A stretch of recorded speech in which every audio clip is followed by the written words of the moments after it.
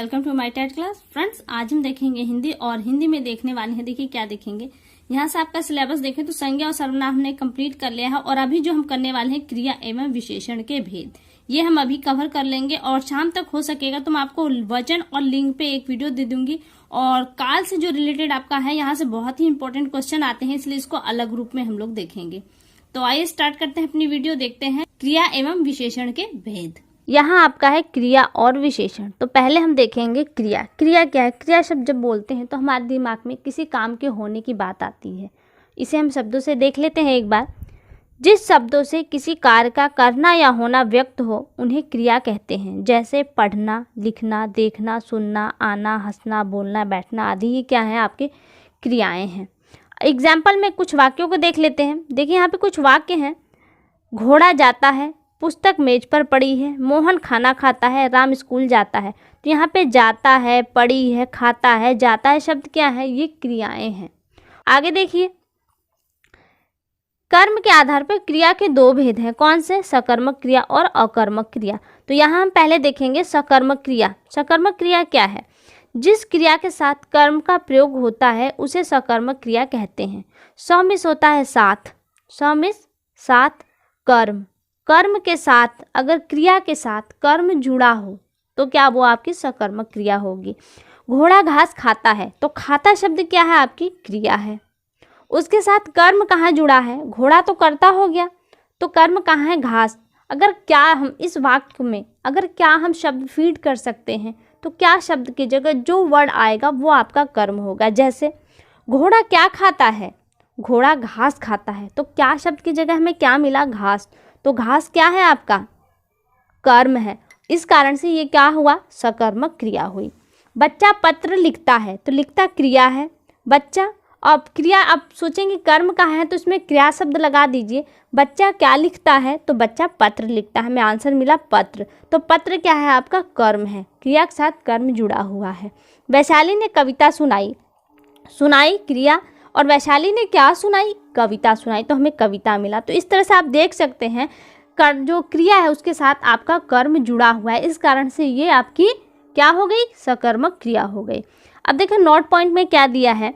क्रिया के साथ क्या या किसे लगाकर प्रश्न करने पर यदि उत्तर प्राप्त होता है तो वह क्रिया सकर्मक क्रिया है। जैसे अभी हमने देखा कि घोड़ा घास खाता है। घोड़ा क्या खाता है? घास खाता है। तो क्या करने पे हमें उसका आंसर मिला? कहाँ से मिला? उसी वाक्य में से। इसलिए क्या हुआ? वो सकर्मक क्रियाएं हो गई। वहीं पे अगर हम अकर्मक क्रिया की बात करें तो उसमें हम क्या और किसे शब्द को नहीं जोड़ सकते, और जबरदस्ती आप किसी कारणवश लगा भी देते हैं तो उसका उत्तर आपको नहीं मिलेगा। इसी कारण वो क्या होता है? आपका अकर्मक क्रियाएं होती हैं। एग्जाम्पल ने यहाँ पे दिया है, उसको देख लेते हैं पहले। जिस क्रिया के साथ कर्म नहीं होता उसे अकर्मक क्रिया कहते हैं। जैसे हिरण दौड़ता है, बच्चा हंसता है, बादल गरजता है। अब यहाँ पे हम क्या और किसे शब्द को नहीं जोड़ पाए थे। हिरण क्या दौड़ता है? हिरण क्या दौड़ता है? क्या हिरण दौड़ता है? वगैरह ऐसे शब्द लगाने से क्रिया क्लियर नहीं हो रही। तो अपने आप में ये देख रहे हैं कि एक वाक्य पूरा दिखाई देता है। तो जो वाक्य पूरा दिखाई दे जिसमें क्या और किसे वर्ड हम नहीं रख सकते वो आपकी अकर्मक क्रियाएं होती हैं। यहाँ से आपका कर्म क्लियर हो गया। क्या अब हम विशेषण की परिभाषा को देखें, विशेषण को देखें। तो विशेषण क्या है, इसकी परिभाषा देख लेते हैं। विशेषण वे शब्द होते हैं जो संज्ञा या सर्वनाम की विशेषता बताते हैं। ये शब्द वाक्य में संज्ञा के साथ लगकर संज्ञा की विशेषता बताते हैं। यानी कि क्या कहा जा रहा है कि संज्ञा या सर्वनाम के साथ वो जुड़ते हैं और क्या उसकी विशेषता को बताते हैं। तो विशेषण विकारी शब्द होते हैं, यानी कि विशेषण ऐसे शब्द होते हैं जो विकारी। तो विकारी शब्द कौन होते हैं? जो लिंग, स्थान आदि के कारण, वचन के कारण अपने में परिवर्तन ला देते हैं, वो आपके विकारी शब्द होते हैं। एग्जाम्पल में बड़ा, काला, लंबा, भारी, सुंदर, कायर, टेढ़ा मेढ़ा, एक दो, गोरा, अच्छा बुरा, मीठा खट्टा आदि आपके विशेषण शब्दों के कुछ उदाहरण हैं। अब विशेषण के भेद देख लेते हैं हम। विशेषण के कुल 4 भेद हैं: गुणवाचक, संख्यावाचक, परिमाणवाचक और सार्वनामिक। एक एक करके अब सबको अलग देख लेते हैं। पहले देखते हैं गुणवाचक। जो विशेषण हमें संज्ञा या सर्वनाम की रूप, रंग आदि का बोध कराते हैं, गुण, दिशा, आकार के बारे में हमें जो बोध कराए वो आपके गुणवाचक विशेषण होते हैं। जैसे ताजमहल एक सुंदर इमारत है। ताजमहल कैसी इमारत है? सुंदर है। तो ये क्या हुआ? आपका गुणवाचक, उसकी गुण बता रहा है। जयपुर में पुराना घर है। कैसा घर है? पुराना घर है। तो ये क्या विशेषता दिखा रहा है और किस तरह की गुण, उसका क्या गुण है इस बारे में दिखा रहा है। जापान में स्वस्थ लोग रहते हैं। किस तरह के लोग हैं? स्वस्थ लोग हैं। तो स्वस्थता क्या है वहाँ की? वो उन लोगों का गुण है। मैं ताज़ा सब्जियां लाया हूँ। सब्जियों की जो विशेषता है, गुण है, वो क्या है कि वो ताज़ी हैं। तो ये क्या हो गया? आपके गुणवाचक विशेषण हो गए। दूसरा देखते हैं। दूसरा आपका है संख्यावाचक विशेषण। संख्यावाचक विशेषण क्या है? ऐसे शब्द जो संज्ञा या सर्वनाम की संख्या के बारे में बोध कराए, यानी कि संज्ञा कितनी है, जो सर्वनाम है वो कितने हैं, इनकी संख्या का बोध कराए, वो शब्द संख्यावाचक विशेषण होते हैं। जैसे अब संख्यावाचक विशेषण भी आपके दो होते हैं। एक है आपका निश्चयवाचक, निश्चयवाचक, और दूसरा आ जाता है अनिश्चयवाचक, अनिश्चयवाचक। ठीक है, तो यहाँ पे पहले एग्जाम्पल देख लेते हैं। विकास 4 बार खाना खाता है। क्लियर हो रहा है, एक संख्या निश्चित है कि वो इतनी बार खाना खाता है।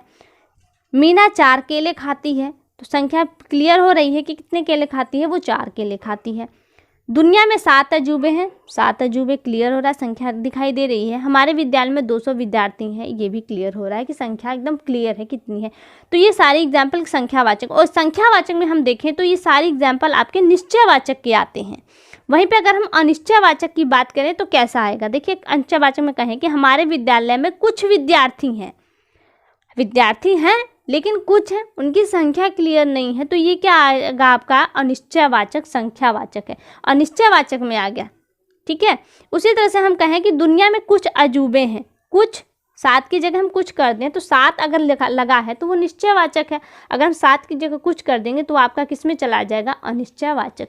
ठीक है, तो यहाँ से ये भी क्लियर हुआ। अब तीसरा देख लेते हैं हम। तीसरा है परिमाणवाचक विशेषण। अब देखिए यहाँ पे जो शब्द संज्ञा या विशेषण की मात्रा, वहाँ पे क्या था? संख्या को बताता था कि वो 1 है, 2 है, 4 है, कितनी है, लेकिन यहाँ पे कह रहा मात्रा, क्वालिटी, यानी कि किसी चीज़ को हम नापे तोले, वो वाली मात्रा की बात हो रही है, बताए, तो वे शब्द परिमाणवाचक विशेषण कहलाते हैं। और यहाँ पर भी परिमाणवाचक 2 हैं। कौन कौन से हैं? पहला है निश्चयवाचक, निश्चय, और दूसरा है अनिश्चयवाचक। ठीक है, निश्चयवाचक जहाँ पे जो मात्रा है वो फिक्स हो, जैसे 4 किलो, 5 किलो, 2 मीटर, 10 मीटर। लेकिन अनिश्चयवाचक में जहाँ पे मात्रा क्लियर ना हो, कुछ, बहुत, थोड़ा, एक मुट्ठी, ये क्या है? आपके अनिश्चयवाचक में आते हैं। एग्जाम्पल देखिए, मुझे 1 किलो टमाटर चाहिए, मात्रा क्लियर हो रही है, तो ये निश्चयवाचक का उदाहरण है। बाजार से आते वक्त आधा किलो चीनी ले लेना, मात्रा है आधा किलो, तो ये किसमें आ गया? आपका परिमाणवाचक विशेषण में आ गया। जाओ 1 मीटर कपड़ा लेकर आओ, नाप है, क्लियर हो रहा है, तो ये किसमें आ गया? परिमाणवाचक में। 4 गज मलमल दो, गज की कितनी मात्रा है? 4 है, क्लियर है, तो आपको ये किसमें आ गया? आपका निश्चयवाचक परिमाणवाचक में आ गया। वहीं पे अनिश्चयवाचक की कहें तो जाओ मुझे कुछ टमाटर ला कर दो। कुछ क्या है? मात्रा नहीं क्लियर हो रही है, कितनी क्वांटिटी है नहीं पता चल रही है, लेकिन चाहिए। निश्चय फिक्स चीज़ें तो फिक्स है लेकिन अनिश्चय है, कुछ क्लियर नहीं है। मुझे 1 मुट्ठी चीनी चाहिए। 1 मुट्ठी क्या है? 1 मुट्ठी क्वांटिटी को नहीं दिखाता कि कितनी है, लेकिन है कुछ। वो किसी छोटे बच्चे की मुट्ठी छोटी है, बड़े बच्चे की मुट्ठी बड़ी है, तो क्वांटिटी में अंतर आ जाएगा, तो इसलिए क्या है? ये अनिश्चयवाचक में आ जाता है। चौथा देखिए, चौथा दिया है सार्वनामिक विशेषण। ये किसमें है? जो सर्वनाम शब्द संज्ञा से पहले आए। संज्ञा क्या है? किसी वस्तु, व्यक्ति के स्थान को संज्ञा कहते हैं, और उन संज्ञा के स्थान पे जो वर्ड यूज होते हैं वो विशेषण होते हैं। लेकिन कह रहा है कि जो संज्ञा भी हो और उससे पहले विशेषण भी आए, किसके लिए? उसी संज्ञा के लिए विशेषण आए, तो इस तरह उस संज्ञा शब्द की विशेषता बता, जो विशेषण अब आते हैं वो उस संज्ञा शब्द की विशेषता बताते हैं। ये शब्द आपके सार्वनामिक विशेषण कहलाते हैं। एग्जाम्पल में देखिए, एग्जाम्पल में है यह लड़का कक्षा में अव्वल आया। लड़का शब्द क्या है? आपका संज्ञा है, लेकिन इसी संज्ञा के लिए यहाँ पे यह शब्द यूज हुआ है, तो यह शब्द क्या है? अब उस लड़के की वो विशेषता को प्रकट कर रहा है, तो ये सार्वनामिक विशेषण हो गया। वह आदमी, आदमी क्या है? आपका संज्ञावाचक है, तो अब इसी आदमी के लिए सर्वनाम लगा वह, तो वह क्या है? आपका सार्वनामिक विशेषण है। लड़की के लिए कौन सा वर्ड यूज हो रहा है? यह, साथ में, उसी के लिए अकेले नहीं यूज हो रहा। कौन क्या है? आपका सार्वनामिक। ये तो सब किस में आते हैं? आपके सार्वनामिक विशेषण में। देखिए, इसी वाक्य के 2 भेद हैं, हमने उसे नहीं देखा, यहाँ पे देख लेते हैं। हम कोई वाक्य लेते हैं, राम सुंदर लड़का है, ठीक है, हमने ले लिया। अब हम पूछे हमसे कि इसमें विशेषता क्या है, विशेषता यहाँ पे सुंदर है, विशेषता, और जिसकी विशेषता बताई जाती है, तो किसकी विशेषता यहाँ पे बताई जा रही है, राम की। तो राम क्या है आपका, विशेष्य है राम, राम विशेष्य है और राम की विशेषता क्या है कि वो सुंदर है। तो सुंदर शब्द क्या होगा, विशेषण हो गया, और राम क्या है, विशेष्य हो गया। तो फ्रेंड्स यहाँ से आपका विशेषण टॉपिक भी क्लियर हो गया होगी। तो फिलहाल के केवल इतना, अगली वीडियो में आपसे फिर मुलाकात होगी, तब तक के लिए नमस्कार।